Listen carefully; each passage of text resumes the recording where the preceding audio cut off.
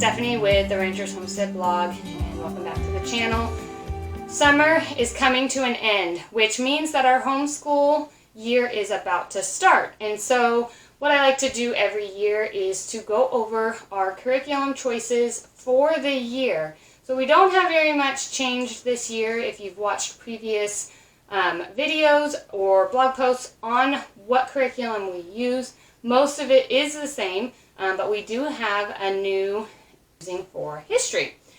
I'm going to start with language arts and go all the way through, but this is just for our bookwork side of homeschooling. So our bookwork side of homeschooling is a short portion of our day. We usually work on the logistics of our core subjects and doing lessons and bookwork for about 2.5 hours, depending on how well everyone's going in our morning. Sometimes it takes us to 3 hours, but those core subjects are language arts, so that would be reading, writing, phonics, all of that, math, and then we rotate between science and history every other day. So we don't do both subjects on the same day. We'll do like Monday, Wednesday will be history, Tuesday, Thursday will be science, and we'll work through that. You'll hear me say it throughout the video, but they work on their core subjects, language arts and math, those two main subjects in their grade level and abilities. And then science and history, we do family style. We have tried multiple times to go grade level with science and history, and it just never works. It just doesn't work for our family and our lifestyle. So we do science and history together as one, but they're what they do within science and history, so we may be focusing on the same topic, but then what they do in it will be more catered towards their grade level. So for example, if we are working on space, then my 6th grader may be writing a paper about a certain planet or doing something like that, whereas my 3rd grader will just be answering some questions about that, and maybe my 1st grader is drawing a picture of a planet or writing one sentence in a picture of a planet. So it will be all the same topic, just broken down to what they do based on their grade level. Okay, so let's get started.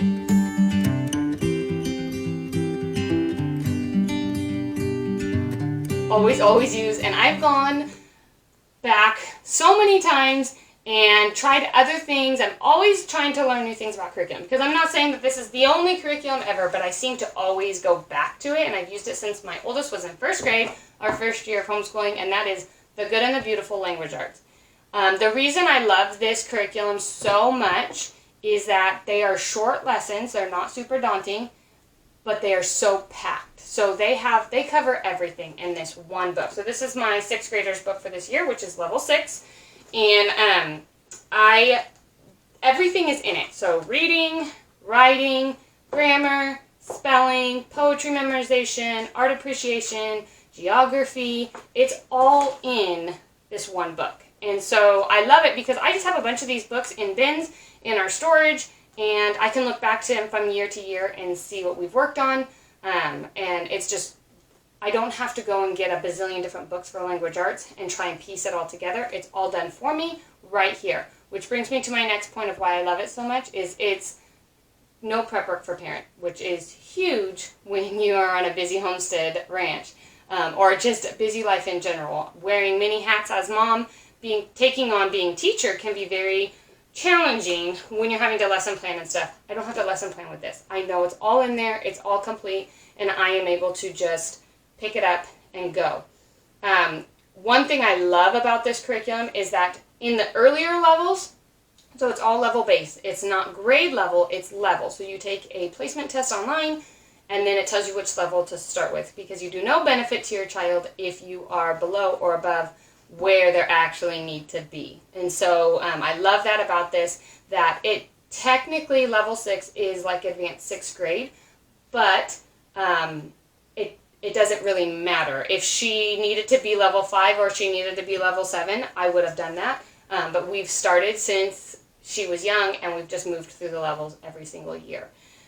So the levels part of it is so great, but what I love about it is in the earlier levels, it's very parent-led. So it'll say, read to the child, you read to the child reads to you, or vice versa, whatever, however it works. But as they get older, it's gearing more towards independence. So my level 6 child, or my 6th grader, she will pretty much be completely independent. Now I'll have to correct her work and look at it. There might be a few things I need to do with her on it, but most of it, she will just grab her book and go do it. And I love that, because as you have multiple children, you will find that having them be more independent in their schoolwork is very, very helpful for you, and it keeps us in that window of 2.5 to 3 hours of book work. A lot of times we will be done in 2 hours, every single child, and it's because they're independent on some's with me, but they can do their independent stuff while they're waiting for me. So that's very helpful.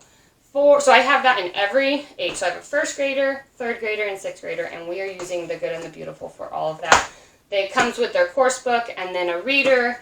My 3rd grader actually has a poetry collection that comes with hers, and then her reader and her course book. So they have a little bit of different things for them in that. You can also get handwriting books where it's just more like teaching them cursive and things like that, and just how to write correctly, letters and things like that. But I usually just stick with the main course for language arts on all those. Okay, so for math, we also do The Good and the Beautiful math. And what I love about their math is that, again, zero prep work for mom. It's all in this one book. And I can't tell you how refreshing that is as a parent to have everything in one book for you. So a lot of it is they have like a little daily dose in the beginning that they can do independently, and then it's their lesson that the parent just follows word for word, guided on that. They come with little math activity boxes, so in your book, it'll tell you in the lesson, let me open one of these and show you. So this is the level 3. It might say, get the measuring tape out of your math activity box at the beginning of the lesson. So you know somewhere in your lesson you're going to be using this. Or it has dice. There's lots of games integrated into the lessons in the math, and that really helps them stay engaged. They also try and use different forms of learning. So not every child learns the same, as we all know. And so a lot of times they will try and do, like, one lesson will be one type of learning, or they'll give you options to approach it in a different way so that you can cater to your child's needs in their learning. So for all 3 girls, I will be using The Good and the Beautiful math based on their specific level that they are on. As you get older, they have I think it starts at level 5, maybe 4. I think it's 5. They have a video option to go with it. So actually it's hardly at all parent-led. It's all either they can read the mini lesson and then do the practice problems with it, or they can watch the video where a teacher is teaching them and then they do the practice with it. And so that is super helpful. All I have to do is grab her work and just correct it for her. If I see that she's struggling on a subject, then we'll sit down and do it together. But or on a certain topic, but for the most part, it's all independent, which is very, very helpful. Okay, so this is where we are switching it up a little bit this year. So on Instagram, I won a giveaway, and I am super excited about it, especially for my girls because they love the American Girls. But we are going to just kick off our year with American Girl history.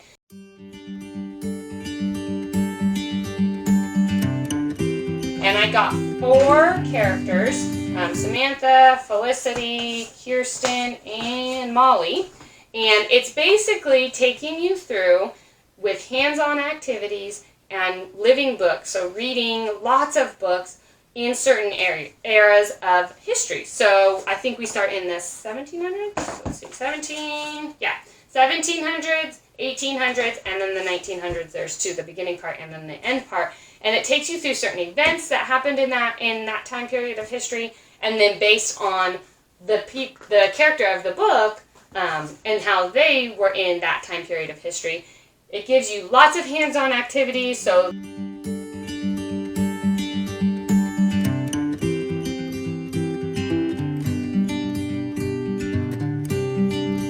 there's art projects, there's cooking recipes, I think there's little sewing projects, there's all different kinds of things. in the book. Now, it comes as a PDF file, so I will drop a link in the description here for The Good and the Beautiful and for this, but this is a PDF file that in the giveaway, the author of this curriculum partnered with a printing company, and so that was part of the giveaway, was they print it for me and spiral bound it for me. So you can just go through that. You can print it at Staples, wherever is easy for you to print it.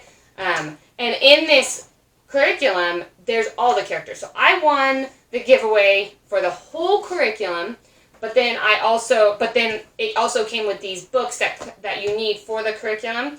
And it was just the 4 characters books. But it comes with all the eras. So there's, I don't even know, let's see here. There's Kaya, Felicity, Josephina, Kirsten, Addie, Samantha, Kit, Molly, and then there's a board game in the back. So those are all of the characters that we could do. Like I said, we're going to start with these 4 characters. If we're loving it, I might go ahead and get the books for the additional and keep going with it. The second curriculum, well, what I was planning before I won this was The Good and the Beautiful's government unit. And that unit, we were going to do as it's family style, and it's just U.S. government. And so, and I got the workbooks that cater to their level to go with it. We may do that the second half of the year. We may just do this the first half, and then come January, we'll finish out our school year with government. I haven't decided yet. We'll see how this goes, and if they love this, then we'll keep going with that, and we'll save the U.S. government unit for next year. And then for science, we are doing, which we do every year, which we've done multiple different ones, but like I said, we always go back to family style for history and science, and that just, it's ease for me. We can spend, our 2 hours or hour and a half with our language arts and math, get that done in their specific level and where they're at, and then we all sit down together as a family, either in the living room or here in the schoolroom, or we'll go outside or wherever and do either language art, I can't talk. We'll either do science or history. So that just works really, really well for us and our family and our lifestyle. So this year, we are going to kick off our school year in geology with the geology unit from The Good and the Beautiful. Again, I love their curriculum so much because it's very hands-on and in-depth, but they're short lessons and they're no prepper for me. They're all there. The only thing with the science unit that you'll have to do is look at your supply list, because there's lots of experiments and just different activities to really drive in whatever topic you're talking about. And so every lesson, you may have some supplies that you need, and so just be beneficial to gather them. I'm trying to look here. So it'll tell you at the beginning of it, it actually gives you your supplies needed for each lesson. So you could just grab it real quick, open it up, and know you're going to do lesson 1 and 2 this week, and find the supplies and grab what you need. A lot of them may be things you have in your house. Like, for instance, lesson 1, they say to get a Bible. All of The Good and the Beautiful is Christian-led, Christian-based curriculum. It says to get a Bible, a blank piece of paper, so stuff that you already have. A hard-boiled egg, so that may be something that you'll have to prep that morning. Make sure that you have a hard-boiled egg, a paring knife, color pencils, and crayons. So you just look through it, make sure you have it all right there. Some things may be a little bit more intensive that you might have to do, like one lesson coming up, it'll be Play-Doh for each child. You could either make the Play-Doh at home or make sure that you go buy some and have Play-Doh. So they're very simple things that you need, but you may need some extra items to do your lessons with these and to be able to do all of the activities to go with it. So those are the curriculum choices that we chose this year. I will drop links to everything that we have in the description. I'll just go ahead and put the Good and the Beautiful link, the main website, and you can filter through that. If you've watched videos before on my homeschool, you will know that we've used these Good and the Beautiful for many years. And like I said, we've gone away and tried other things, and we always seem to come back. And mostly that is because of how complete the curriculum is. On top of it gets a little bit of Bible-based in there, and that there's no prep work for me. It's all spelled out for me, and so that just takes a huge weight off of my shoulders with taking on my children's education. One of the things that we do with all of our curriculum is we use a basket method to organize all this curriculum. So I do get that question quite a bit. Is they're like, I love seeing all your curriculum. How do you organize it? How do you keep it all straight, and where do you store it all? we live in a very tiny house, and so that's important. And I will say we have a little tiny section in our house that we consider our schoolroom. And basically it has some maps. It has the blackboard behind me, it has a little table, and then we have a little cubby system in that little corner of our house. And we do the basket method. And that means that each child has their own basket, and all of their school stuff goes in their basket. And when it's in their basket, all they have to do is grab it and go wherever they want to do school, whether that be here in the schoolroom, kitchen table, living room, their bedroom, outside, doesn't matter. Everything they need to do all of their lessons is right in their basket always. And that's helpful for when we're working on something for multiple days. So if they're working on a paper, like my oldest is working on a paper, then she's obviously not going to complete it all in one day, so she just sticks it in her basket. You don't have to worry about anything getting lost, and it's very simple and not overwhelming where you need cabinets and all these things. We just have one little cubby thing I think I got at Walmart, and each child has a basket, and their basket stays in their cubby. So, and then I have one as well. So in my basket, I keep all the answer keys, and then I keep our family style curriculum, so our science and history and those where they don't have their own individual books for that. It's all for the family, and so when it's time for those, then I can just take my basket, and we all meet together, and I have everything I need in that. So that's how I store all of this curriculum as well. I hope that this was helpful. I hope that you have a great school year, and some of this curriculum, it's not the only way, but it's what works for me. Make sure you always remember to run your homeschool. The best way is to run it the way it works for your family. No two are going to be the same, but having ideas and seeing reviews from other people on certain curriculum, that definitely is helpful in figuring out if it works for you. So I hope you guys have a great school year, and we'll see you next time. Take care.